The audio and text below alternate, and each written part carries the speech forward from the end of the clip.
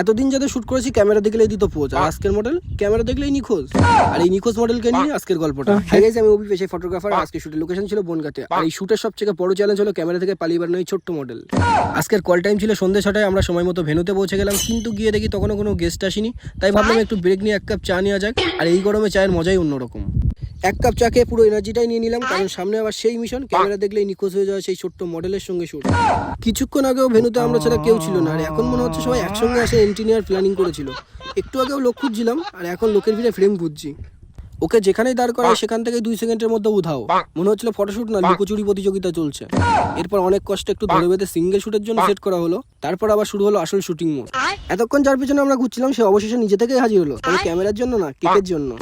এরপর চলে হলো কেক কাটার সময়। তবে এতগুলো হাতের মধ্যে কে কেক কাটছে সেটা বোঝা খুব মুশকিল। আর বাচ্চাদের কেক কাটিং মানে কে কেক কাটছে সেটা না, সবাই মিলে কেক কাটছে, সেটাই আসল কথা।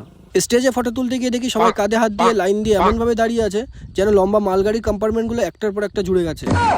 স্টেজে হঠাৎ আমাদের ছোট্ট সুপারম্যানের এন্ট্রি, ঝাঁপ দিয়ে একদম হিরো স্টাইলে। আর সেই এন্ট্রি দেখে পাশের ছোট্ট মেয়েটা একদম ইমপ্রেস হয়ে গেল, ফুল দিয়ে দিল, নিজেই নিজের হাততালি দিয়ে সেলিব্রেশন করলো।